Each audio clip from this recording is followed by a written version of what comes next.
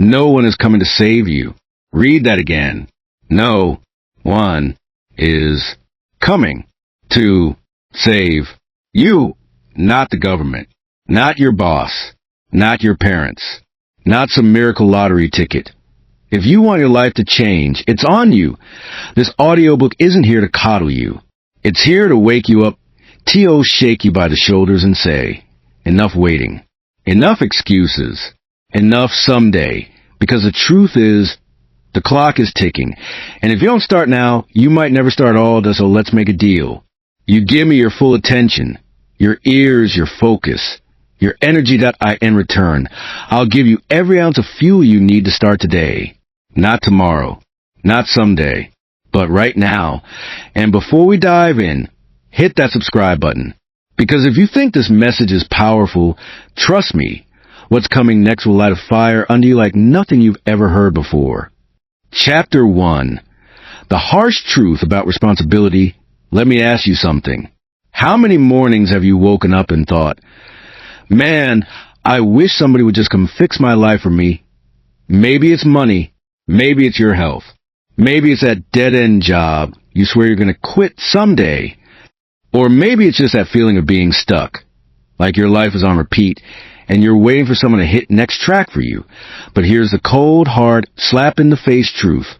Nobody's coming. Not the government. Not your boss. Not some rich uncle you don't even have. Nobody's showing up with a golden ticket saying, congratulations, your problems are solved. And yeah, I know that stings. But guess what? That's also the best news you'll ever hear. Why? Because the moment you realize no one is coming, you realize it's all on you, and that means you've got control. Look, we live in America. This is a land of people who had no excuses and still made it. People who started with nothing, not a dime, not a degree, not even support from their own families. And they built something that changed their lives forever. Let me give you an example. Ever heard of Howard Schultz? The guy behind Starbucks. He grew up in the projects of Brooklyn. His family was broke. His dad worked crappy blue-collar jobs and had no health insurance. Howard could have said, well, that's just my life. But he didn't. He took responsibility. He hustled. And today, you can't walk 2 blocks in America without seeing a Starbucks. That's not luck. That's ownership. Or think about Oprah. She grew up poor in Mississippi. She was abused as a kid.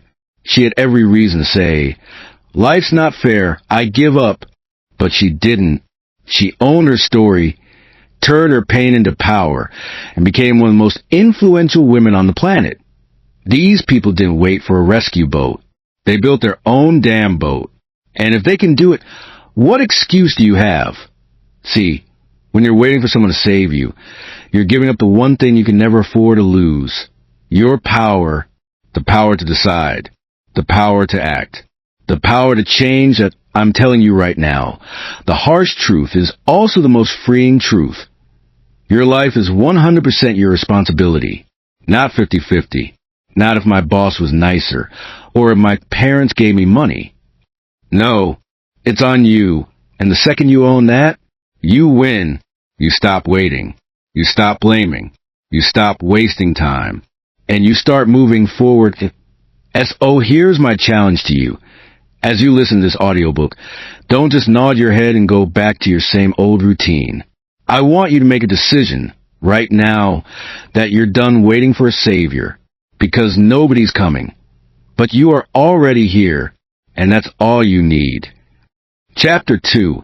Stop making excuses. Excuses. Man, if there's one thing holding most people back in America, it's the endless list of excuses. I don't have time. I don't have the money. I wasn't born into the right family. I don't know the right people. Sound familiar? Of course it does, because everybody said some version of this. But let me hit you with the truth. Excuses don't pay the bills. Excuses don't get you in shape.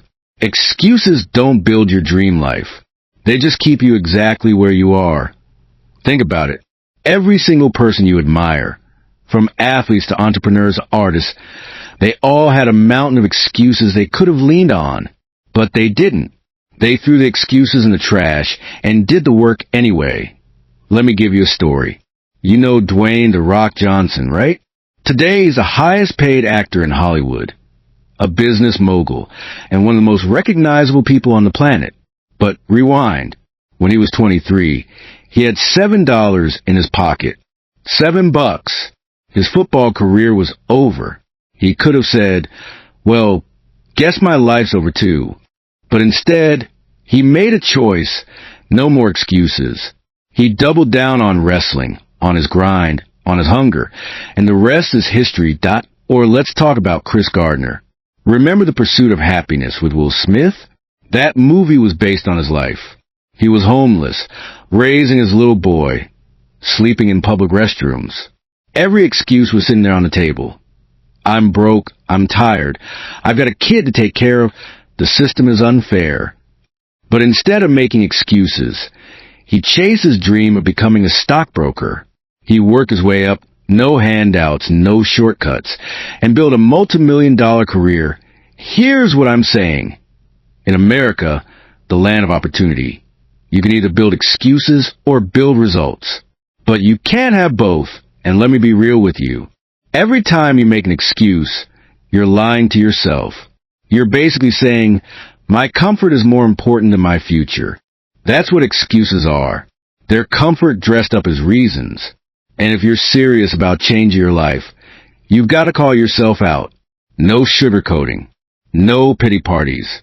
Just honesty. Ask yourself, what's my excuse right now? Too tired? Too broke? Too busy? Guess what? Somebody busier, somebody poorer, somebody more tired than you is out there grinding. And they're winning because they refuse to let excuses stop them. You want change? Then here's the rule. No excuses. 0. Period. From now on, when your brain starts feeding you that lazy, I can't because story, shut it down. Replace it with, I will because I must. That shift right there is the difference between staying stuck and moving forward. Remember, nobody's coming to save you, and nobody cares about your excuses. But the good news? Nobody can stop you once you decide to quit making them. Chapter 3, Discipline Beats Motivation. Let's get something straight right now. Motivation is a liar. Motivation will hype you up for a day, maybe a week. It's that New Year's Eve energy. You're pumped, you're ready, you swear this is your year. But by mid-January, gym's empty. Diet's gone. Dreams shelved. Why? Because motivation fades. You know what doesn't fade? Discipline. Discipline is the engine that keeps you moving when you don't feel like it. It's what separates the winners from the quitters, the legends from the wannabes. Look around America right now. Everyone's waiting for a spark, a pep talk, a sign, some motivation to swoop in and save them. Guess what? That's why most people never get anywhere. They're living off hype instead of habits. Let me give it to you straight. If you only work when you feel motivated, you'll never accomplish anything great. The champions, the business moguls, the game changers, they show up regardless. They grind when they're tired. They put in the reps when nobody's watching. They stay consistent when everyone else quits. Think about Kobe Bryant. The Mamba mentality. Kobe wasn't great because he was motivated. He was great because he was disciplined. He woke up at 4 a.m. to train when other players were still sleeping. He practiced shots until his hands bled. He didn't wait to feel like it. He did it anyway. That's why he became a legend. Or take David Goggins. Former Navy SEAL, ultramarathon runner, one of the baddest men alive. He'll tell you straight up, he doesn't rely on motivation. He relies on discipline. He calls it the accountability mirror. Every morning, he looks at himself and tells the truth. No sugarcoating. No excuses. Then he does the work, whether he feels like it or not. You want to win. You need that same energy. Forget motivation. Build discipline. Here's the brutal truth. Discipline means doing the boring stuff. Waking up early. Saving your money instead of blowing it. Saying no to parties when you need to study. Hitting the gym even when it's raining, snowing, or you're dead tired. Discipline doesn't care about your feelings. Discipline is about action. And let me remind you, no one is coming to save you. Not your boss, not the government, not your family. It's on you. Discipline is your savior. Discipline is the only thing that'll carry you through when excitement dies, when the hype is gone, when nobody's clapping for you. You want financial freedom. Discipline with your money. You want a better body? Discipline with your workouts and your diet. You want to start a business? Discipline with your time and your effort. That's it.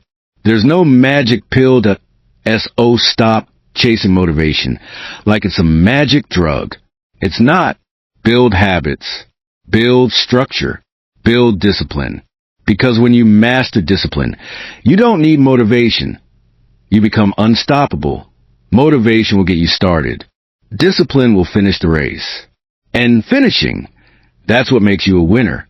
Chapter 4. The power of pain. Let's talk about pain. Not the fake pain you post about online. Not the drama pain. I'm talking about real pain. The kind that keeps you awake at 3 a.m. staring at the ceiling. The kind that crushes your chest when you realize your bank account's empty, your relationship's falling apart, your dreams feel a million miles away. That pain, most people run from it. They numb it with Netflix. They drown it with alcohol. They hide from it with scrolling, with junk food, with distractions. But here's the truth nobody wants to admit. Pain is the most powerful teacher you'll ever have. Think about the gym. Muscles don't grow without pain. That burn, that soreness, that's growth. No pain, no progress. Same with life. Without struggle, without setbacks, without heartbreak, you don't grow. You stay soft. You stay weak. But when you embrace pain, when you face it head on, it transforms you. Steve Jobs got fired from his own company, Apple. Imagine that. The company he built, the dream he poured his life into, and they kicked him out. That's pain. But instead of running, he leaned into it. He built Pixar. He built Next. He sharpened his vision. And when he came back to Apple, he revolutionized the world. Pain made him sharper. Michael Jordan? Cut from his high school basketball team. Humiliated. That pain burned so deep, he said he never, ever wanted to feel it again. So he worked like a man possessed. And that pain, it turned him into the greatest to ever touch a basketball. Pain is not your enemy. Pain is your fuel. Pain is proof that you're alive, that you're fighting, that you're pushing the boundaries of what's possible. The problem in America today? Too many people are pain averse. They want comfort. They want easy. They want the fast lane, the quick fix, the overnight success. But easy never built greatness. Comfort never built empires. Pain did that. You've got two choices. 1. Run from pain and spend your life soft, stuck, and full of regret. 2. Use pain. Harness it. Let it sharpen you, strengthen you, and drive you further than you ever imagined. Here's the mindset shift. Stop asking, why me? Start asking, what is this teaching me? Stop saying, this hurts too much. Start saying, this is making me stronger. Because every successful American story you admire, every billionaire, every athlete, every entrepreneur, every leader, it's built on pain. They didn't run. They didn't hide. They embraced it. They turned into power. And you can too. Pain is the price of greatness. Pain is the toll on the highway to your dreams. Pay it. Endure it. Use it. Because no one has come to save you from pain. But if you're brave enough to face it, pain will save you from the life you're afraid of living. Chapter 5. Excuses don't pay the bills. The harsh reality check. Let's get one thing straight. Excuses don't pay rent. Excuses don't keep the lights on. Excuses don't fill your gas tank. Excuses don't put food on the table. And yet, what do most people do? They collect excuses like they're trophies. I don't have time. I don't have money. I wasn't born into the right family. It's too hard. It's not fair. Listen, life isn't fair. Nobody promised it would be. You think it was fair for the kid born in a trailer park in Kentucky? You think it was fair for the single mom in Detroit working 2 jobs just to survive? You think it was fair for the immigrant landing at JFK with $10 in their pocket and broken English? No, it wasn't. But they didn't let excuses define them. They got up, they hustled, they figured out that here's the truth. Excuses feel good in the moment.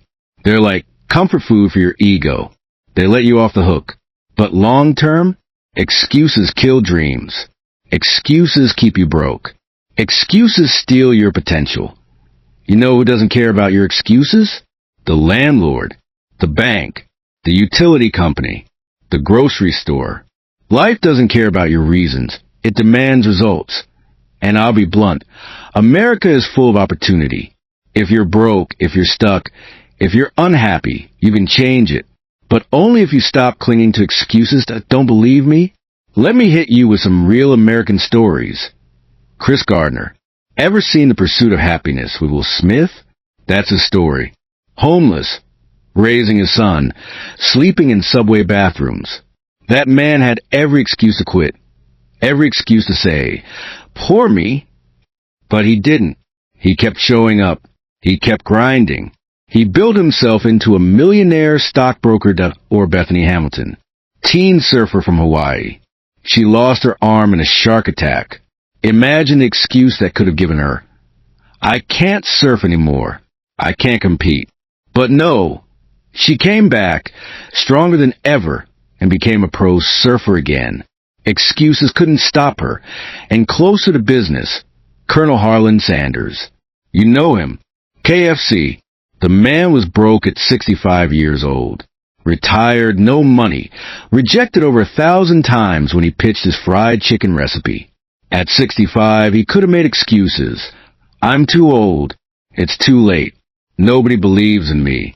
But he didn't. He pushed, he hustled, and built one of the biggest fast food empires in the world. Dio, you see the pattern? Excuses are easy. Success is hard if you want to win in life. You've got to rip the excuses out of your vocabulary.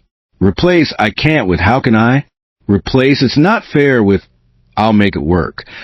Replace "I don't have time" with "I'll create time." Because here's the bottom line. Excuses don't pay the bills. Action does. Execution does.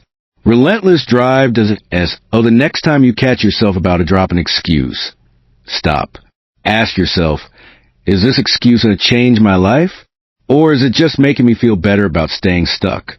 Because I'll tell you right now, the people winning in America aren't the ones with the best excuses. They're the ones who refuse to make any. Chapter 6. Fear is a liar. Fear. Let's talk about it. Fear is the single biggest dream killer in America. Not lack of money. Not lack of time. Not lack of opportunity. Fear. Fear of failure.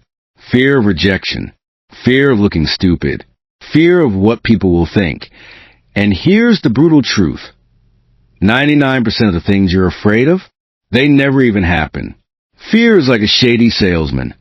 It sells you problems you don't even have yet. But instead of calling out, we feed it. We let it decide our future. We let it whisper in our ear, don't take that risk.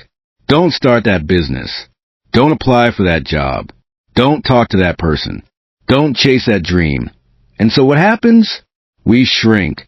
We stay small. We settle for a life we don't love. All because fear lied to us. You know who wasn't afraid? Let's rewind to 1976. A guy named Steve Jobs, working out a garage with his buddy Wozniak. No investors. No safety net. Just vision. Do you think he was scared? Absolutely. But he did let fear make the decisions. He gambled on himself. And Apple was born. Or think about Rosa Parks. She was just one woman on one bus in Montgomery, Alabama. She was scared. Of course she was. But she decided fear wasn't going to rule her actions. And with that one act of courage, she sparked a movement that changed America. Here's the truth. Courage isn't the absence of fear. Courage is feeling the fear and doing it anyway. That I'll be real with you. Fear never goes away. No matter how successful you get, fear will always be there, whispering in the background. The difference between winners and losers? Winners act anyway. Losers let fear hold the wheel, And let's keep it brutally honest. Fear doesn't keep you safe. It keeps you small. It doesn't protect your future. It robs it. Fear doesn't stop death. It stops life. Think about this. How many Americans die with regrets?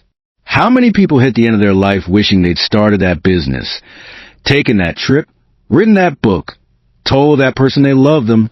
You think they're glad they listened to fear? No. They wish they had just gone for ITS. Oh, here's your wake-up call. Stop letting fear control you. Stop giving it power. Stop treating it like it's the truth. It's not the truth. It's a liar. And if you really want to crush fear, take action. Right now. Don't wait until you feel ready. Because you'll never feel ready. Don't wait until the fear goes away. Because it won't. Move forward in spite of it. Remember this. Every single success story in America started with someone who was scared out of their mind but acted anyway. The only difference between them and everyone else, they refuse to bow to fear. Fear is a liar. Don't let it write your story. You take the pen. You write it yourself. Chapter 7. Stop renting your time. Build something that's yours. Listen, I've got to hit you with the truth right now. If all you do is trade hours for dollars, you will never be free. Period. That paycheck you're waiting for every Friday, that's not freedom. That's a leash. A leash that keeps you coming back to a job you probably don't even like. Working for a boss who wouldn't notice if you disappeared tomorrow. And you know what's worse? Most people know it deep down, but they still settle. They settle for just renting their time instead of owning their future. Let's break it down. When you rent an apartment, you don't own it. The landlord does. You pay month after month. But at the end of the day, you've got nothing that's truly yours. That's what working a job is like when it's the only thing you rely on.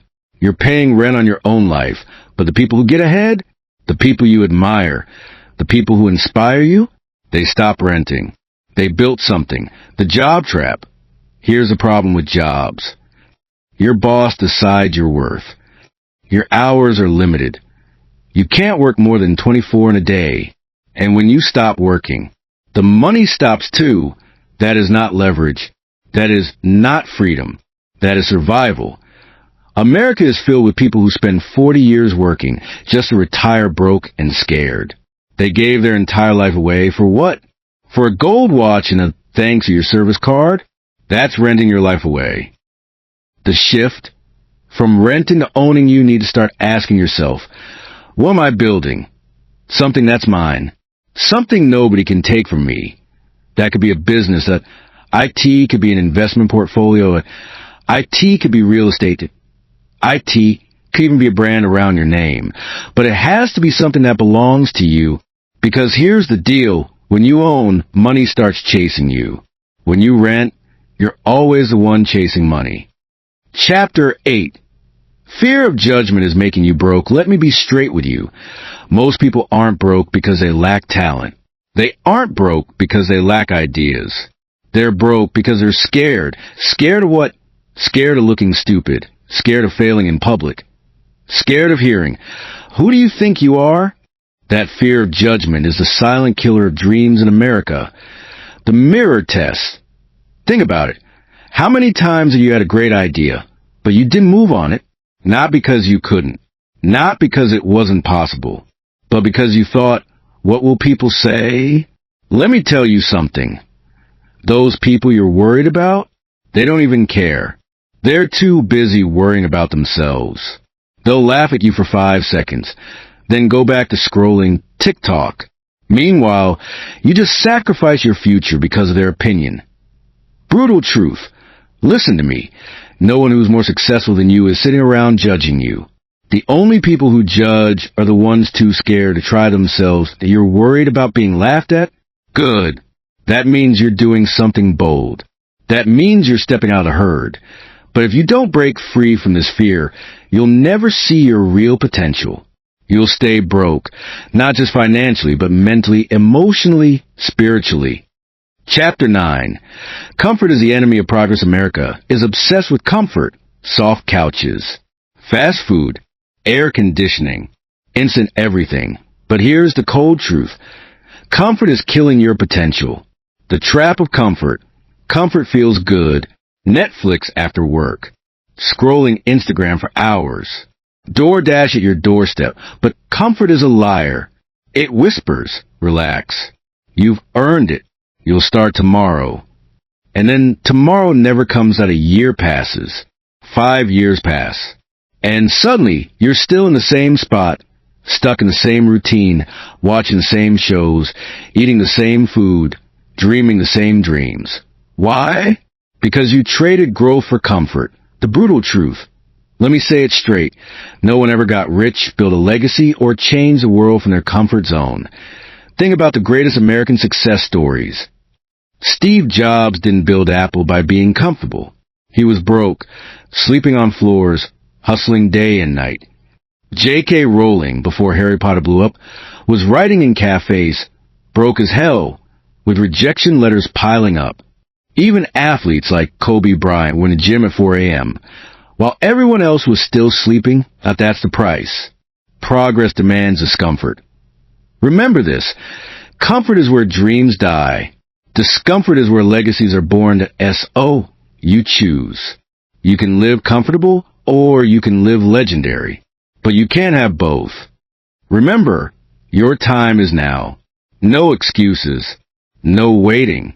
No plan B. Start now. Listen. If you made it all the way here, it means one thing. You're hungry. Hungry for more. Hungry to change. Hungry to finally take control of your life. Because remember this, no one is coming to save you, but you don't need saving. You need action, and the time is now.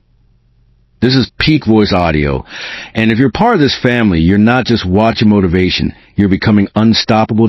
S.O. Go. Start now, and let the world see what happens when you stop waiting. White heavy check mark, hit that subscribe button. White heavy check mark, smash that like button. White heavy check mark, drop a comment telling me the one excuse you're killing starting today. This isn't just a channel. This is a movement. A family of people who are done waiting, done making excuses, done hoping someone will save them. No one is coming to save you. I'm saying again and again, no one is coming to save you.